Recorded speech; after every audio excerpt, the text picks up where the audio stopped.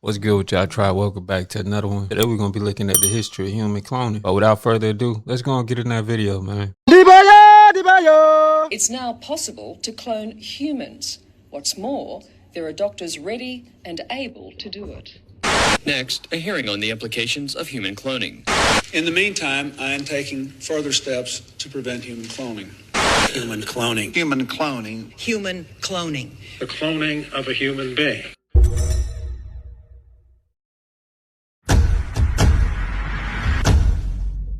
Human cloning might sound far-fetched to some, but it's actually been a topic of discussion and speculation for a very long time. The issue of human cloning first gained widespread attention all the way back in 1971, when James D. Watson wrote an article titled "Moving Toward the Clonal Man" for The Atlantic. Now, Watson wasn't some random dude. A few years before his Atlantic article, Watson won the Nobel Prize for making one of the greatest scientific discoveries of all time. In 1953, Watson discovered the DNA molecule. In his Atlantic article, which, to repeat, was published all the way back in 1971, Watson warned that human cloning was much closer to happening than people realized. He wanted people to start paying attention to the issue so they could make informed decisions about the ethical and moral issues that would arise from human cloning. Watson wrote, "I would hope over the next decade, wide-reaching discussion would occur about the manyfold problems that are bound to arise from human cloning." After this article appeared, the issue of human cloning just exploded. If you look back on newspapers and magazines of the early to mid-70s, human cloning articles are absolutely everywhere.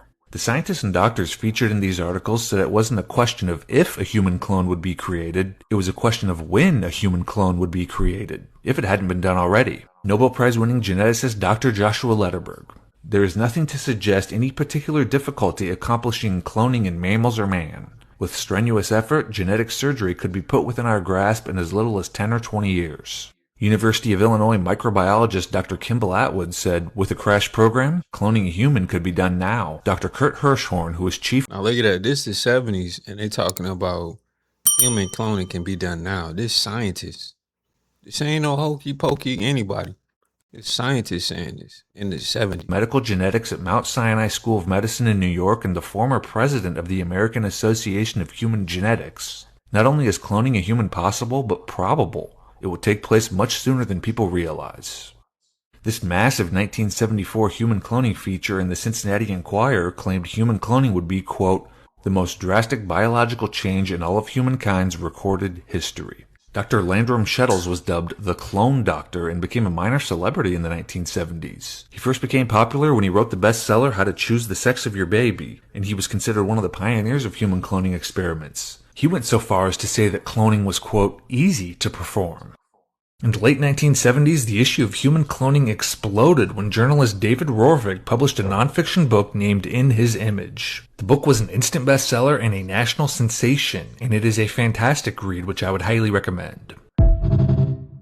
Rorvik was a very well-known science writer who published multiple articles in the past about human cloning, and he claimed that an extremely wealthy 67-year-old man contacted him with a shocking proposition. He wanted Rorvik to use his contacts to help him assemble a team of scientists who could create a human clone of himself. The old man, referred to as Max and never identified to this day, was willing to pay anything to hire the best scientists and buy the best equipment. Money was no object. Upon its release, the book was hugely controversial. Rorvik was subjected to intense pressure from the media to reveal Max's identity, and when he refused, the media branded the book a hoax. Rorvik insisted the book's events were real, and he never did reveal the identity of Max or his cloned son. Throughout the 1970s, clone fever raged on. If you look back on books from that era, there are just a ton of books about cloning. The Boys from Brazil was a best-selling novel and movie about Nazis resurrecting the Third Reich by creating hundreds of clones from Adolf Hitler's DNA. Look for the boys from Brazil before they look for you. And a human cloning gag kit was even released to the public.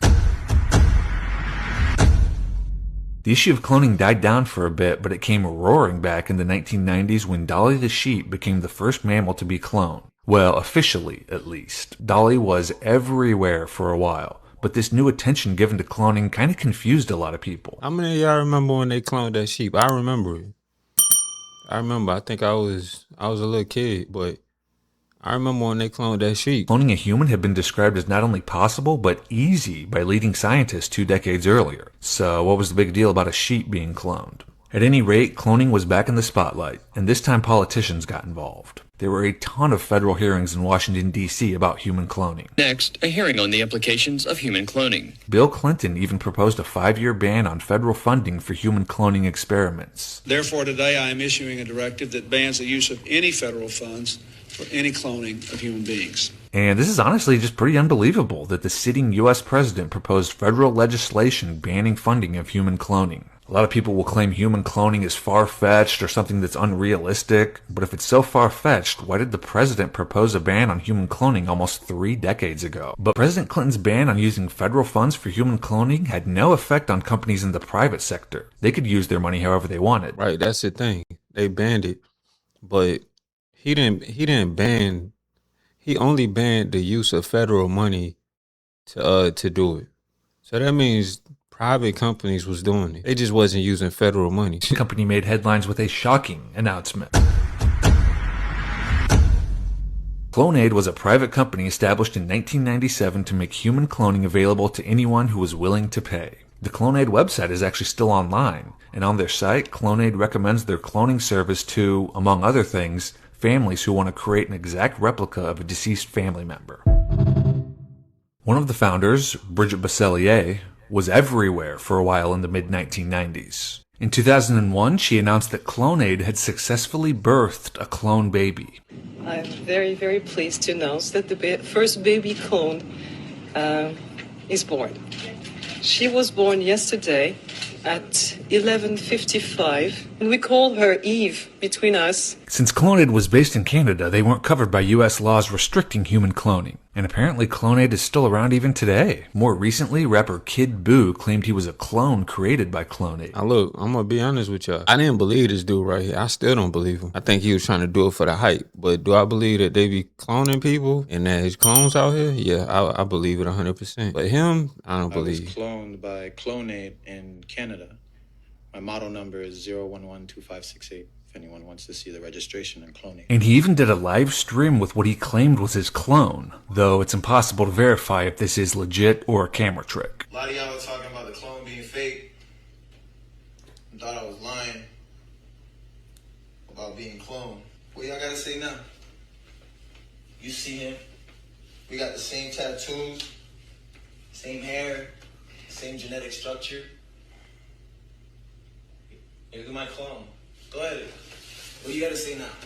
I mean, I'll wait all day. In the past decade, cloning animals has become pretty much common for the general public. Many farmers have cloned livestock for a long time now, and there are a ton of stories about celebrities who've cloned their dead pets. In fact, anyone can clone a living or dead pet for around $50,000. Cloning of horses is very common in the equestrian world, and it's also very lucrative. A single gene from an award-winning horse can sell for upwards of $200,000. It's proven to be very controversial, and some competitions have even banned cloned horses from competing. Now, there are a ton of rumors about celebrities and politicians being cloned, and this video would be 1,000,000 hours long if we got into all that. But those are all rumors, and what we've covered here are facts. It's a fact that human cloning was everywhere back in the 1970s. It's a fact that many leading scientists in the 1970s said human cloning was not just possible, but easy to accomplish. It's a fact that the government has held numerous hearings on the legality of human cloning, and it's a fact that Bill Clinton proposed legislation banning federal funds for human cloning. Given those facts, and considering the rate that science and technology has advanced in the past 50 years,